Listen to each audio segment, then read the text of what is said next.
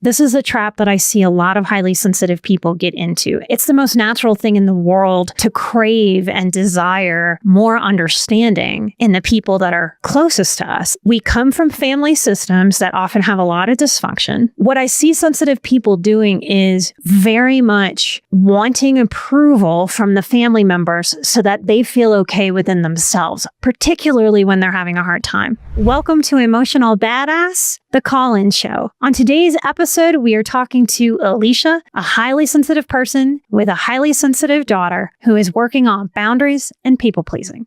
I am here with Alicia. What is the question that you have for us today? So a lot of times with family members, especially my mom, as HSPs, empaths, it's hard to explain to them and kind of get them to walk in our shoes. It comes across as a misunderstanding, frustration. How can we help bridge that communication gap with my mom? I constantly feel like her feeling, I'm responsible for her feeling, that anytime that I go against her, I'm abandoning her. She goes into victim mode and I come back and I cave. It's not healthy because I have 2 daughters of my own. I don't want them to see that. And I don't want to do that with my daughters either. So it's kind of like a 2-part question. I think I've got you. So you're trying to figure out, how do I break these cycles? I didn't hear you use this word, but are you trying to figure out how to have boundaries emotionally so that you don't take on that intense reaction and emotionality of your mother? Yes. Okay. And the first part of your question is it more like, how do we get people to understand and empathize with us? Like, we're the people with big empathy as highly sensitive people. How do we get the people in our family systems to have more understanding about that? Yes. And that is not just me making up some, mumble jumble. There are people out there in the world, and there's, small percentage of us, but having a daughter, I didn't realize I was an HSP until she was born, because she is also an HSP. And I saw all the things in her that, are in me. And I'm like, this is real. And I want to help her. Okay. So let me ask some what might be uncomfortable questions. Okay. Because this is a trap that I see a lot of highly sensitive people get into. And it's the most natural thing in the world to crave and desire more understanding in the people that are closest to us. So you're talking about your mother, your children's grandmother. Very natural, normal, a healthy desire to want her to have more understanding. Yes. But here's what I see very often. We come from family systems that often have a lot of dysfunction, which heightens our sensitivity. You're also proving my theory that we're also born with it. It doesn't all come from struggle. What I see sensitive people doing is very much wanting approval from the family members so that they feel okay within themselves, particularly when they're having a hard time. And one of the very hard things to consider, because we don't like to consider this, we don't want to look at this, particularly in our mothers. But let me ask you this. Does your mother have a high maturity level? No. Okay, so a lot of people, for whatever reasons, their own struggles, can stay very stunted. It was a shocker to me to learn in my counseling program that while all the population that stays alive ages, not all of us mature. That was mind-blowing to me because it made me for the first time sit back and look at my family system and go, oh my goodness, this is definitely part of what's going on. It's a very odd thing to be born an old soul in a family. Like, I was born an old soul to a very immature mother. Would you say that your mother has some low empathy traits? Yes. Okay. So this is in the realm of, we don't have to diagnose narcissism to other people, but as sensitive people, we can understand that it is our responsibility and sort of our right to be discerning about who we're trying to get support from. A low empathy, low maturity person is not very capable of support and not very capable of desiring to understand you. Almost anybody can understand our high sensitivity if they want to, but it doesn't serve a low empathy person, a low maturity person to understand this. See, if she understands this about you, then she has to change something about her behavior with you. Yeah. That low maturity can trap someone into a very, what I think of as like a 12-year-old mean girl kind of mentality. Yeah. I mean, she lost her mom when she was 18 to brain cancer. And so I feel like she's kind of stunted in that way because when my brother and I were born, my brother was born when she was 19. She didn't have her mom. And so therefore, when I had my children, she wasn't there. And this is really hard. And this is where I'm a bit of a toughie. I believe that every single one of us has opportunity to heal. Yeah. And either we take those opportunities, as uncomfortable and hard as that is, or we don't. When I hear that, what I hear is you having understanding, but it sort of crosses into making excuses that then make you flounder within your own boundaries. Is that accurate? Yeah. Okay, so I want to pitch this idea to you that excuses and understanding need to be very separate things. Okay.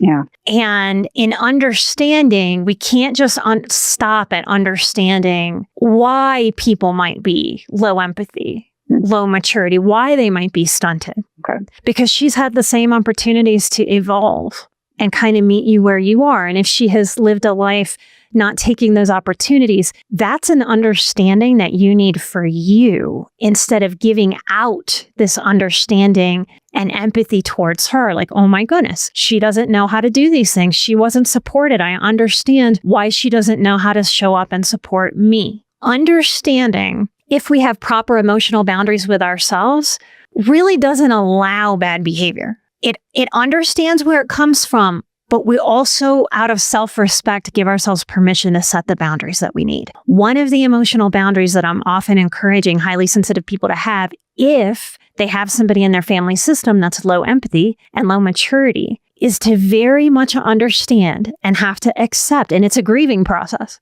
because it means letting go of hope that this could be different, is the deep understanding that if somebody is stunted, and you don't see them actively working towards healing that, then they're stunted, then they're staying stunted. Yeah. Yeah.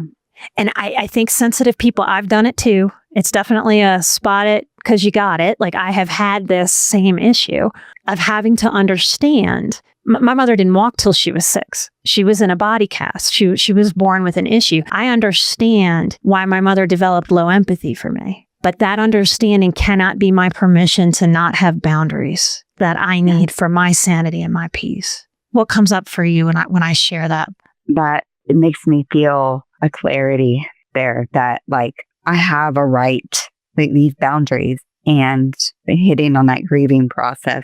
I think I have been in that, realizing that she is who she is. So permission might be very powerful for you here because the practice, you're right, it is hard to practice, but essential to practice. Permission is what helps us practice this. And this means you giving your energy to you in those moments. So if I sort of imagine in a moment of struggle for you, that historically you have sort of poured yourself into your mom. You also wrote to me about your mother-in-law and sort of pouring yourself into these women that are positioned to be supports for you, but they may not be equipped to be supports for you. In a moment of you struggling, I picture you trying to explain to them, which is a real giving your energy away in a moment where you very much need energy for you. Yeah.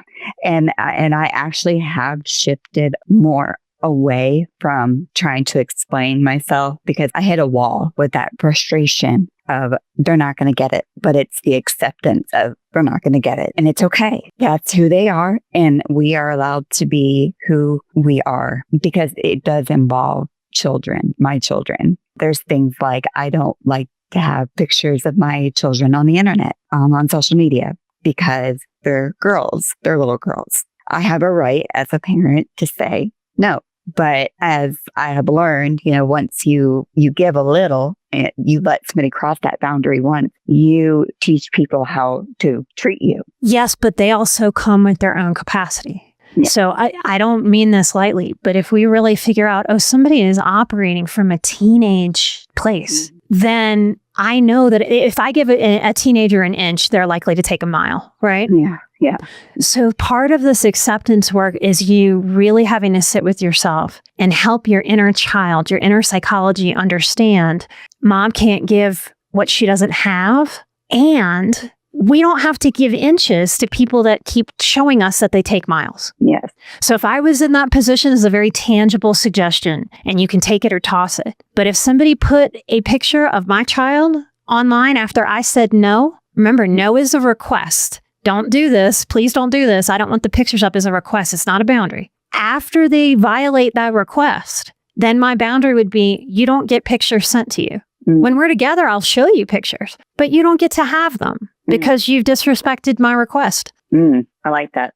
I do. Well, yeah. What might that do for you? That puts me more in that seat of, I don't want to say control because I don't like, it's me setting that boundary. And instead of trying to talk to her about it. Well, she doesn't care. Low empathy really is like, so as sensitive people, we care so much about so much that it is a big ask for us to really sit in the consideration of what it means for somebody to have lower empathy. That's why talking to somebody about our concerns often does little to nothing other than making it worse. Because we're not dealing with the reality of this person doesn't care. You could make a Supreme Court case like a lawyer about why your children should not be on the internet. Am I wrong? But she doesn't care. She doesn't care about that. That is not important to her. Therefore, it is not important to her. You're right. Yeah. And I wish I wasn't. Like, I wish I was wrong about that and there was more sort of inroad. But that's exactly the problem. Low empathy means this person can't meet me halfway empathetically. They don't have the empathy to give me. In a way that is so hard for us to understand. In the way that if somebody didn't have an arm, I wouldn't stand there going, why won't you pick this up with 2 arms? I need you to pick this up and help me. Won't you support me by picking this up? But I could see that. That would make more sense because we would go, well, they're missing a limb. Of course, there's some limitation there. Yeah. But with this emotional stuff, we look at people like, you've lived a long life. You've probably worked. You can drive a car. You understand every word I'm saying. You have to be able to understand this instead of giving ourselves the freedom to go, I've tried. This person doesn't want to hear this or understand this. I release me and them from this dynamic. And here's the deal. You said control. I think mental health has given control a really bad rap. These are your children. This is their image in the time of technology. In my book, you have every right to fully control that. Yeah. That's not you trying to control her. Your mother could put all kinds of pictures of herself online, ones you completely disagree with, and you have no right to control that. But your children and their image online, you have every right to be in control of that. See, in our own lives, we do have some rights to have some semblance of reasonable control. What do you think hearing that from me? It feels empowering. It makes total sense. When I first decided against, the pictures, because how old are your girls? They are 7 and 5.